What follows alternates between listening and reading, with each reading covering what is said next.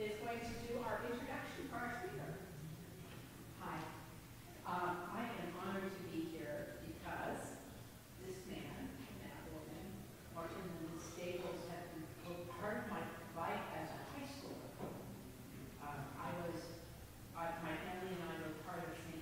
Paul's Lutheran Church in Allentown, which was the oldest Lutheran church in the Lehigh Valley, or at least in Allentown. The land for it was given to them by William Allen, and it was a church in the heart of the city. And it was an amazing place to grow up as a young Christian, in many, many ways. But then, what I want to talk about is Mark and Linda for, so by the time I was a junior in high school, our country was still in the Vietnam War. And friends of mine that were in the youth group, ones that had graduated maybe the summer before, were being sent home to Vietnam. It was, for a high schooler, a traumatic time. And into that trauma, and some of you remember this trauma, I don't remember. Into that trauma came Mark and Lynn, who served as kind of they weren't the leaders of the youth group. They were too smart to say I would be the leader. They were the guiders of it. And they helped us to find our voice when that was really, really, really hard to do. And my one memory is, I don't know if Mark told the senior pastor, who was a brilliant preacher, very conservative man, that he, and remember that you were part of it, he was going to lead the youth group on a march in Allentown.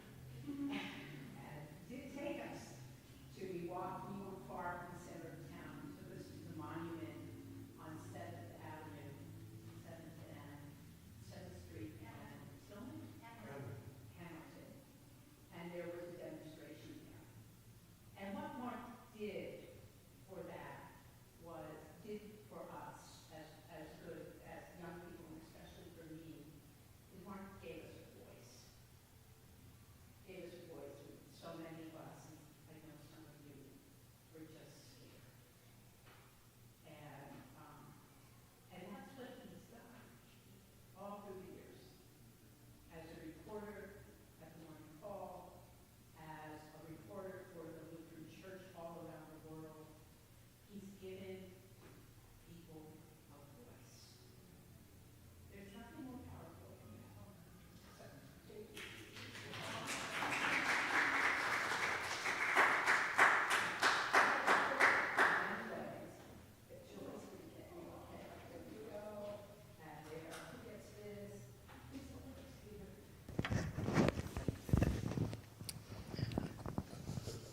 Oh, you've got one. All right.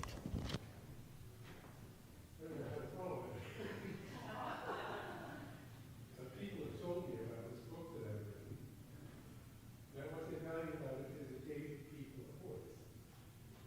And in the case of my visits to the countries that I wrote about, that was the primary goal. Many of them have probably passed on, but I wanted them to have a voice. And so I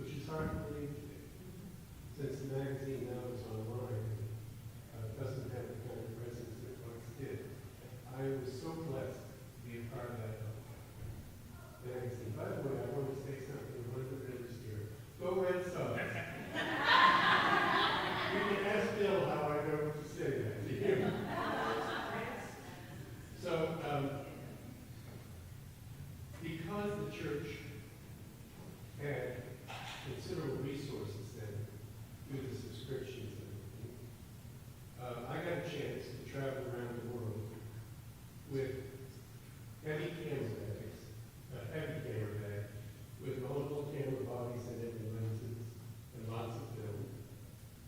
And I don't think I can pick that bag up again today. These are much easier. So, I traveled and made 4 overseas trips. The ones I wrote about, 3 countries in Africa and 3 in Asia, were the last 2 of the 4 trips that I made.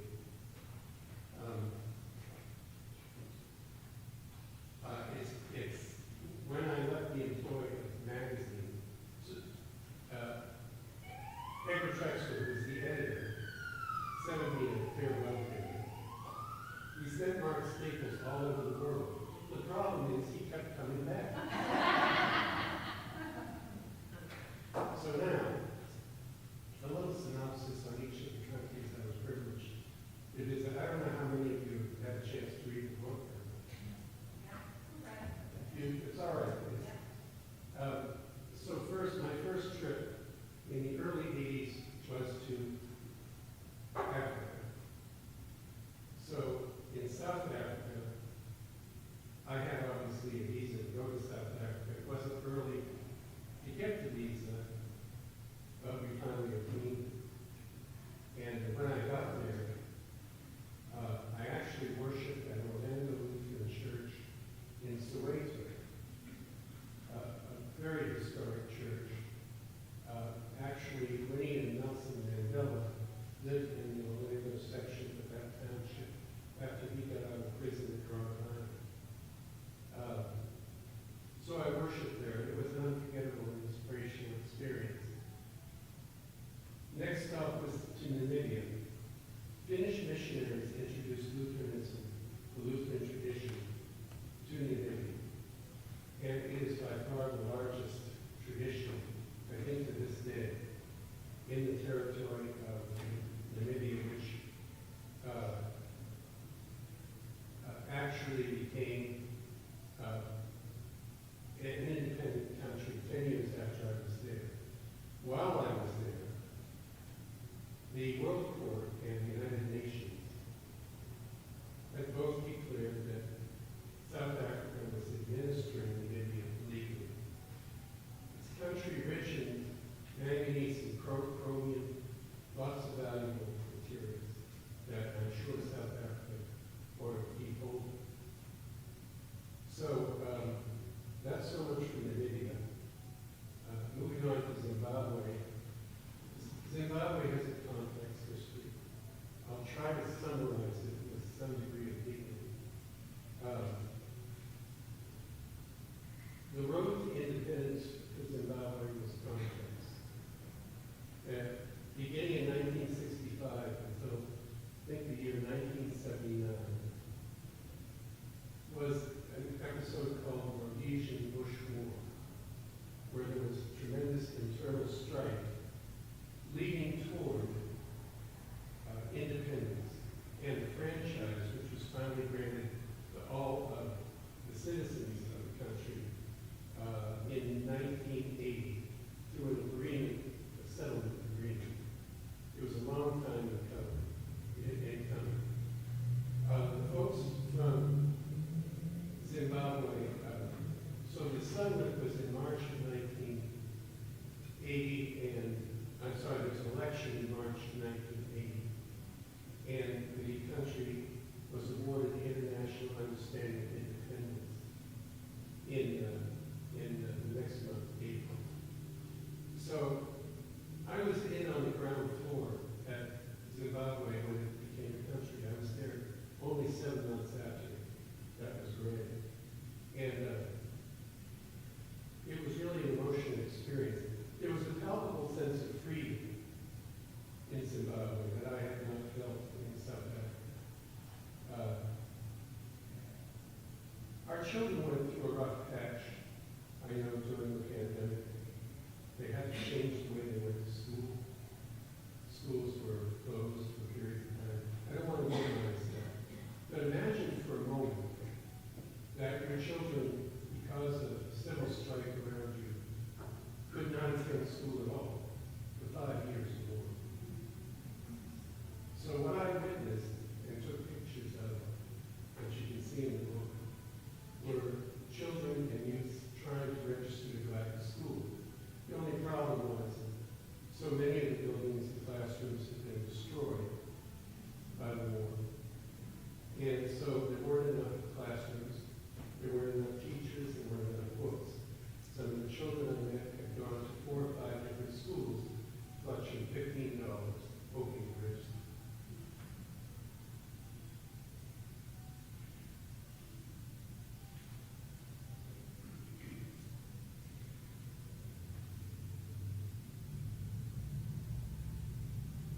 One young man I met, so some of the children had lost parents, one or more parents, some were orphaned. One of the children, one of the teenagers I met, had been made to watch while soldiers that I think was cavalry were drove a stick through the man's skull, killing him.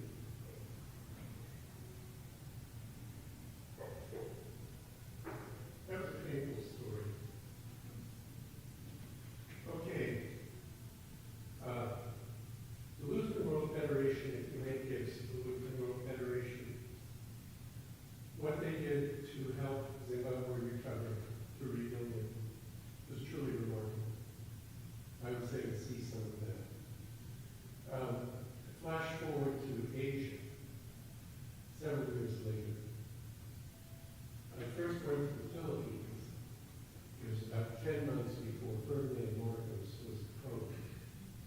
And the Philippines was undergoing hyperinflation. If you think inflation is bad here, I can tell you there are places where it's worse. Lutherans in the Philippines were reluctant activists. They're affiliated with the Missouri Synod tradition, so they were not really into advocacy in a big way, at least not in a way that could cause them to go to prison. Or the word they had for this was salvage. Salvage means, you know, I have a different understanding of that term, but salvage means eliminating. So some traditions, maybe United Methodist Catholics, they would be traveling somewhere, protesting or something, and their lives might be lost by someone who found them on the road at the end of their lives. It was a great experience to be in the Philippines and see how folks in a polarized place were struggling with their faith and able to speak to me with clarity about how they felt. Next stop was Papua New Guinea, which is a really amazing place. It had been independent from the time when it was a colony of Australia for about 14 years. So I interviewed a young Supreme Court justice who was trying to introduce Western style law to a country that had actually operated mostly with Hammurabi's code, which is, you know, if you run over a fleet line in the road, I have to have one of your pigs, or we do a trade. And then I visited a rural village high in the mountains, and I'll talk more about that later. But that was a phenomenal experience. Then finally, I went to Indonesia, northern Sumatra, and I observed Easter for the first time in my life, not in the church.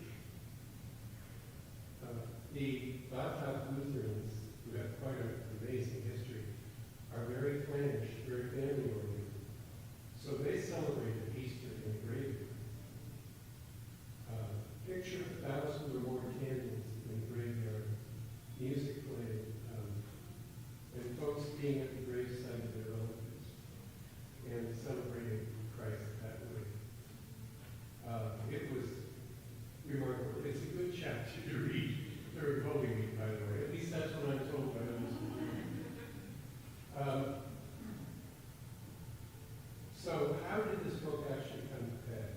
A year ago today, I had no idea that I was going to write it or what it was going to be like. Our daughter Beth, who lives in Virginia, who isn't feeling well today, if you're online, Beth,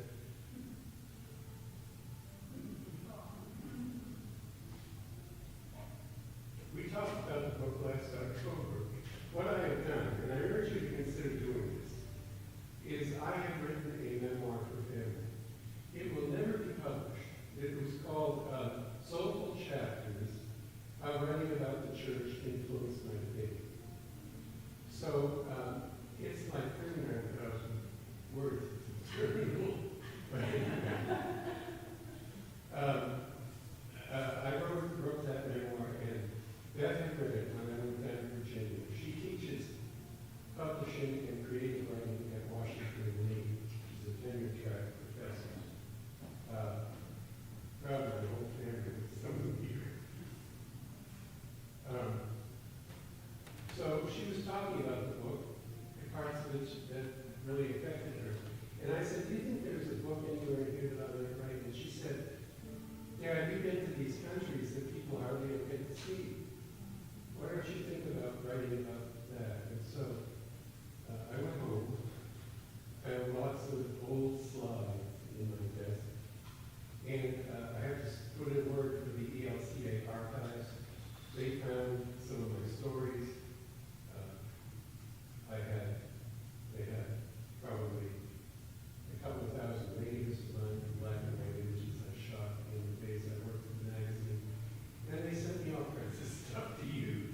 It was a wonderful visit. It was a wonderful visit with them to get that kind of support. Okay, so I think I want to talk a little bit about, let's move on to lessons I learned. I'm going to highlight a few. First of all, the people of Soweto. When I went to worship there, I was rather surprised that they took not one offering, but two. And so I asked the woman after church, why do you take two offerings?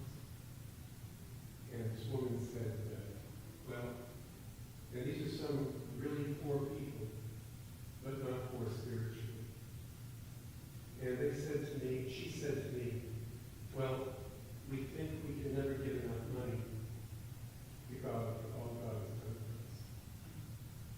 And they were experiencing a lot of oppression. So then, the second lesson was the resilience of the people of Zimbabwe. I told the story about the young boy. I met so many people who had their lives so greatly disrupted. And resilience is the lesson I learned from them. We have a lot of issues in our own country that we have to deal with. We may disagree on them, but that might have been God coming to change us.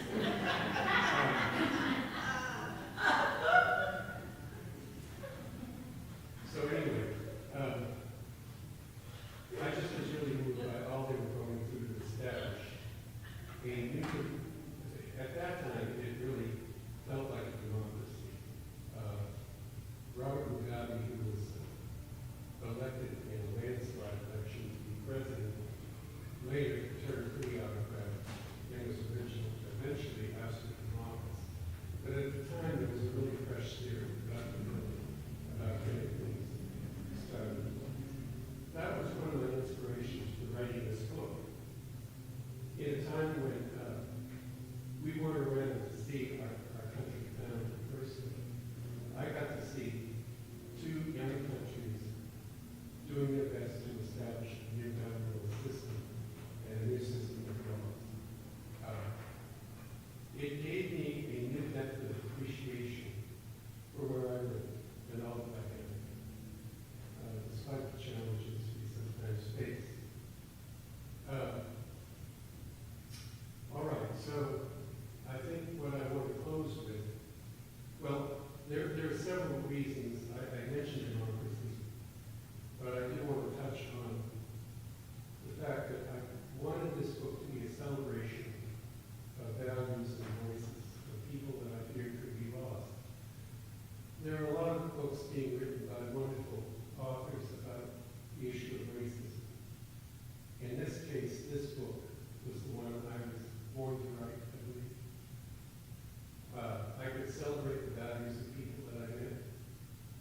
who are very, very, very different from me.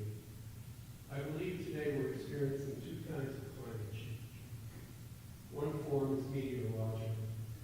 Everybody knows about that. You may agree or disagree with that. But the other form of climate change is the rising climate of fear and hatred towards people who don't look like me. And I wanted to write this book because it's the only way I can address that, as personally as I can. A few words about the title, Neighbors Revisited. I originally wrote that title to recognize folks I met along the way in the 1980s. I was sitting in my living room thinking, or still able to think, I was thinking about, actually, I was also revisiting the very definition of the word neighbors. What does neighbors mean? It may mean different things. I wondered if my approach to using neighbors in the title was too expansive, because the dictionary definition is someone who lives next door or not far away, geographically. Someone recommended, some person of faith, very good for me, said take a fresh look at the parable of the Good Samaritan, and maybe that would help you settle on the meaning of the term as far as you're concerned. So I did some research, and I came to the conclusion that my definition maybe isn't too expansive. In the parable, the lawyer, I think seeking to justify himself, asks Jesus, "Who is my neighbor?" And I think he was hoping that he would see that he had the right idea. From what I read and understand from scholars, this lawyer wasn't a fan of Samaritan. They were beneath the station. So what I learned from my reading was that neighbors are people really pretty much without any limitations of geography, race, anything at all, really. That a neighbor is anyone you can encounter who is in need. And which of us is not in need? Somehow. So, I thought, okay, those scholars rescued my title from me. So anyway, a couple of illustrations that I'll share with you, and then I'll invite questions. First of all, when you make a gift to this church, or any charitable gift, you are meeting a need that you make with someone you may not know anything about, or someone you may never meet. But I would contend with being a good neighbor when you make that kind of a gift. Here at church, some of your gifts go to a portion of benevolence or of hunger. You know, you're being a good neighbor that way. I want to share one last experience. I, for 10 years, had Homeland Security credentials. By the way, that proves I'm not a terrorist. That was a terrorist, right? So I had these credentials, and I visited probably hundreds of ships in the port of Philadelphia. It was the only hospitality some of these seafarers enjoyed, because they had to be away from their families for a year at a time, doing whatever they had to do to bring us stuff, all kinds of stuff. In the case of this one ship I'm going to mention, the Lady Antulla, it came to Philadelphia, its holds brimming with cocoa beans. And I got to experience what happens when a forklift crushes a burlap bag of cocoa beans on top. The smell is unbelievable. So I was with a chaplain by the name of Bill Rex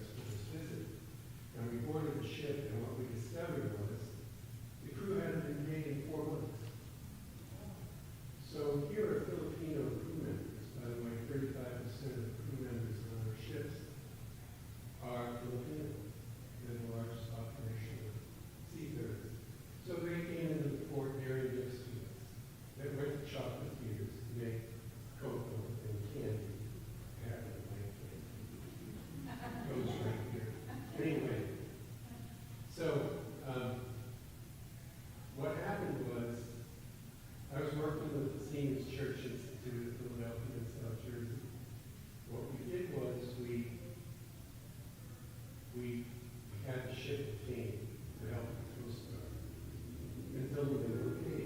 And it was an International Transportation Workers Federation, I guess you would call him that, Arthur Petty, who's passed on since, but this was in 2012, who came aboard the ship, called the owner of the ship, and said, the ship's not leaving the port until we pay them. They get paid in cash. So there were bags of cash brought aboard 48 hours later, after much cursing, by the way, by the owner of the ship. And he also had another ship in the Delaware River Channel waiting to dock at his port. So he was losing big problems. And so we became the ship. There's a copy of the story here, you can read it. There's also a picture of me and you. Wow. Do I look different now? I'm older than dirt. But anyway, the men were paid in cash. I took pictures. The article ran in the Living History in probably early 1913. So the men were paid. And some of the money went to a man agent in Manila, so that their families got some of the proceeds. That's pretty much that story, except that the ship left the port under Venezuela, where we discovered that the men were not paid again. So it's out of our hands. But I mention this because it's the best example I can think of in relatively recent times, where Filipinos were good neighbors to us, bringing us the goods we need to buy. We get all kinds of stuff, from fertilizer to Kia automobiles.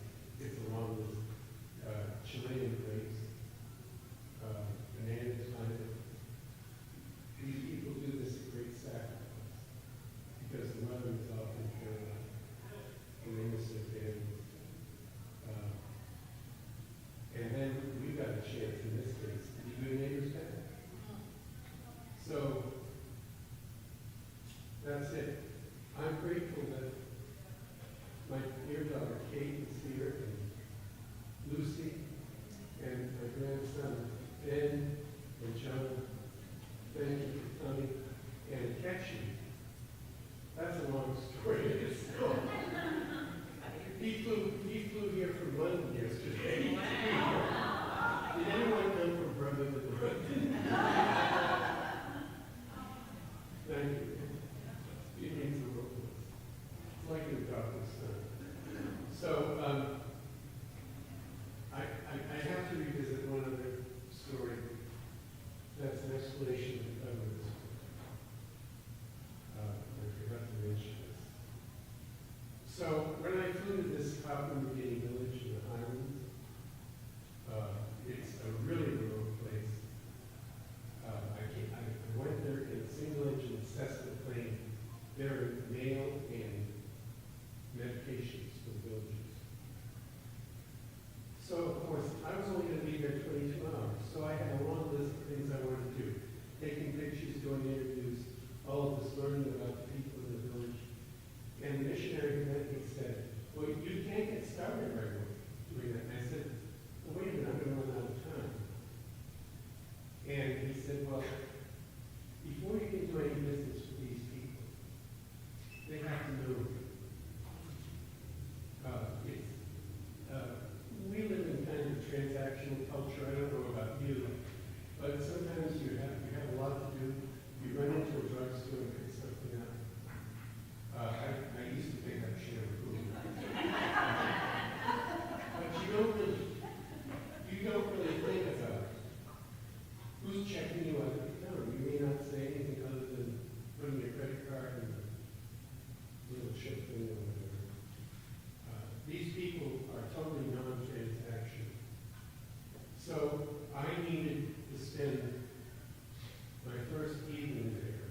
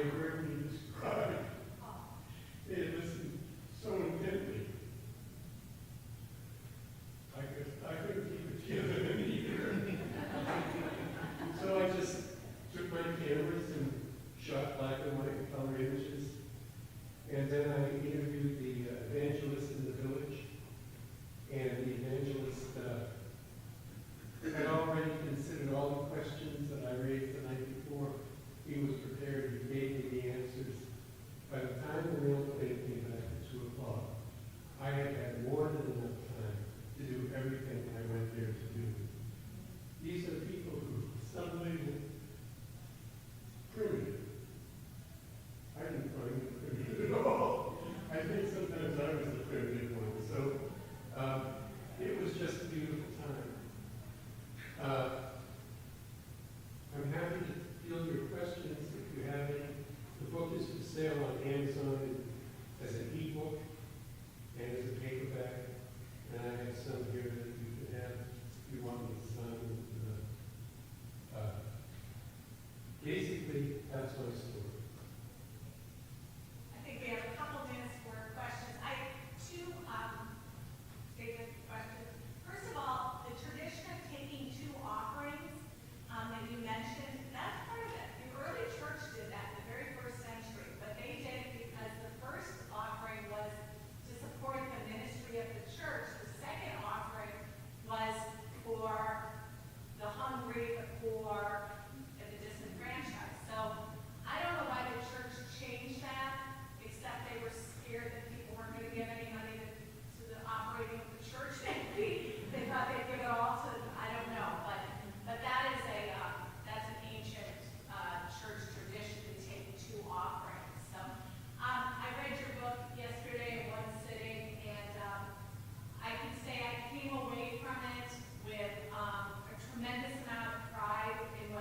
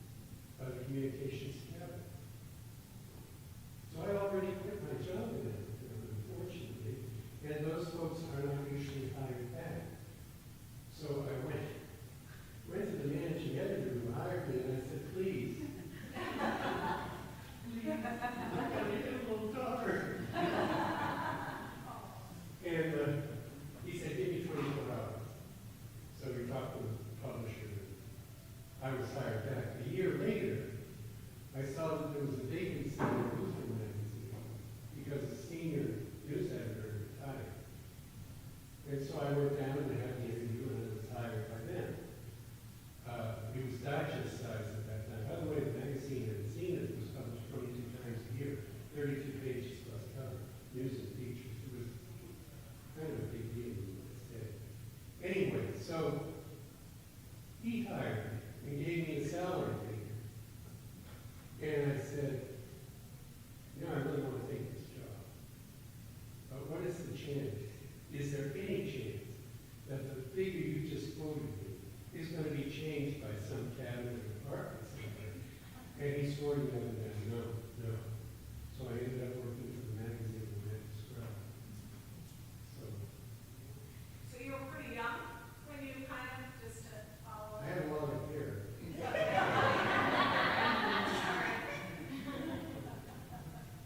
So I was 40 when this picture was taken in Papua New Guinea. This is the World War II memorial. There's so much history in Papua New Guinea. The war memorials and Amelia Earhart flew out of Papua New Guinea before her plane went missing. She left late. I saw gravestones of veterans who had died the day I was